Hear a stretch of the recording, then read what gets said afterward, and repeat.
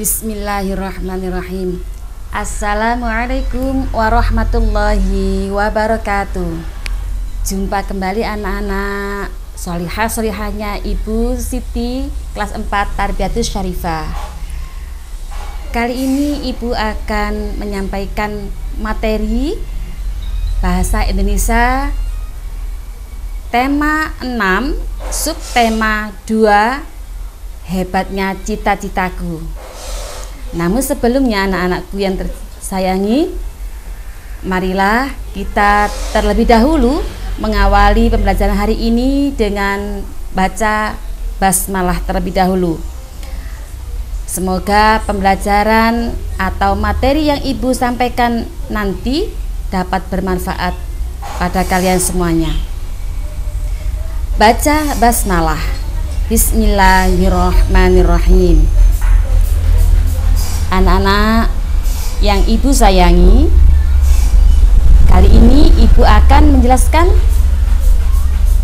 tema 6 subtema 2 kelas 4 muatan bahasa Indonesia.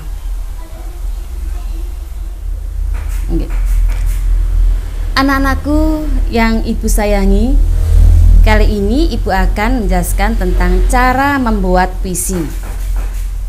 Nah, setiap orang dapat belajar menjadi seorang penulis. Menuliskan keinginan atau perasaan dapat kita wujudkan dalam bentuk puisi. Adapun langkah-langkah dalam membuat puisi yaitu yang pertama, menentukan tema. Sebuah puisi memiliki tema ya yang menjadi gagasan utama. Tema adalah gagasan pokok yang diungkapkan oleh seorang penyair. Tema dalam sebuah puisi berfungsi sebagai pembatas agar tidak keluar dari gagasan utama. Yang kedua, langkahnya yaitu mencari informasi yang mendukung penulisan. Nah, carilah informasi tentang objek yang akan dibuat menjadi puisi. Selanjutnya yang ketiga yaitu menulis segala hal yang dibayangkan. Catatlah segala hal yang terbayangkan dalam pikiran, perasaan maupun pengalaman kita. Kemudian utarakan dalam baris puisi. Selanjutnya anak-anak, langkah yang keempat yaitu memilih kata atau diksi yang tepat. Kita dapat menggunakan teknik konversi dalam pemilihan kata. Teknik konversi yaitu membuat berbagai versi dari kalimat yang dibuat. Selanjutnya, yang kelima, menggunakan majas dan sajak. Puisi memang merupakan karya sastra yang membutuhkan keterampilan dalam berbahasa, ya. Salah satunya menggunakan majas dan sajak. Majas merupakan cara melukiskan sesuatu dengan jalan menyamakannya dengan sesuatu yang lain atau istilahnya dengan kiasan. Sajak merupakan gubahan karya sastra yang mementingkan keselarasan bunyi bahasa. Selanjutnya anak-anak, yang keenam yaitu mencermati dan mengoreksi teks puisi. Setelah selesai menuliskan sebuah puisi, sebaiknya bacalah kembali dan periksa hasil puisi yang telah kalian buat. Apabila ada yang perlu diperbaiki, maka perbaikilah tersebut agar terkesan indah dan dapat terbaca. Anak-anak, itu tadi adalah langkah-langkah dari cara membuat puisi. Ada apa saja tadi? Ya, yang pertama ada menentukan tema terlebih dahulu. Selanjutnya yang kedua, mencari informasi yang mendukung penulisan. Selanjutnya yang ketiga, menulis segala hal yang dibayangkan. Yang keempat, memilih kata atau diksi yang tepat. Yang kelima, menggunakan majas dan sajak. Selanjutnya yang keenam, mencermati dan mengoreksi teks puisi itu kembali. Selanjutnya anak-anak, menjelaskan cara mengubah puisi.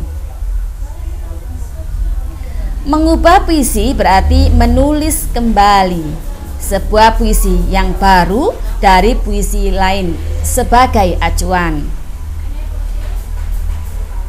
Hal yang biasa diperbaiki dalam puisi adalah teksnya, ya. Dimaksudkan agar pembaca lebih bisa memahami dan apa makna yang terdapat dalam puisi tersebut. Selanjutnya anak-anak, contoh puisi dan contoh teks yang diubah. Di masa pembangunan ini, Tuhan hidup kembali dan bara kagum menjadi api. Nah, ini masih belum diubah. Kemudian bisa kita ubah dengan kalimat kita sendiri, sayang. Perhatikan. Di masa kemerdekaan ini, semangat juangmu hidup kembali. Kekagumanku takkan berhenti. Kujadikan bekal hidup ini. Nah, ini adalah salah satu contoh puisi yang sudah diubah, ya, dengan kalimat atau kata-kata kalian sendiri. Selanjutnya sayang, menulis dan menjelaskan makna puisi. Makna puisi biasanya tersirat di balik kata-kata yang disusun. Puisi biasanya juga mengandung pesan dan amanat. Nah, cara memahami makna puisi diantaranya yang pertama, menguraikan bahasa kiasan. Selanjutnya, mengulang dengan bahasanya sendiri. Selanjutnya anak-anakku, contoh kutipan puisi. Secerah mentari pagi, sinarnya datang di dunia ini. Cara memahami makna puisi antara lain sebagai berikut. Yang pertama, menguraikan bahasa kiasan. Inginmu, dalam arti agar citamu. Secerah mentari pagi, sinarnya datang menerangi hati seluruh manusia di dunia ini. Yang kedua, dengan cara mengulang dengan bahasa sendiri. Ingin agar citamu menerangi hati seluruh manusia. Anak-anak, selanjutnya ayo perhatikan contoh puisi tentang cita-cita berikut. Kebanggaanku, karya Oktora. Tak ada waktu yang kusia-siakan, tak ada keluh kesah yang kuucapkan. Semangatku hanya untuk menggapai impian, menjadi pahlawan cendekia, mendidik tunas bangsa, membentuk pribadi yang cerdas dan pantang menyerah, menjadi kebanggaan untuk Indonesia. Nah, ini kutipan ya dari puisi. Adapun puisi tersebut berisi tentang kebanggaan, memiliki sebuah cita-cita menjadi seorang guru. Tugas guru amatlah mulia. Tema atau gagasan utama pada puisi tersebut adalah cita-cita menjadi guru. Nah, anak-anak dapat dipahami ya dari puisi ini ya. Nah, selanjutnya anak-anak,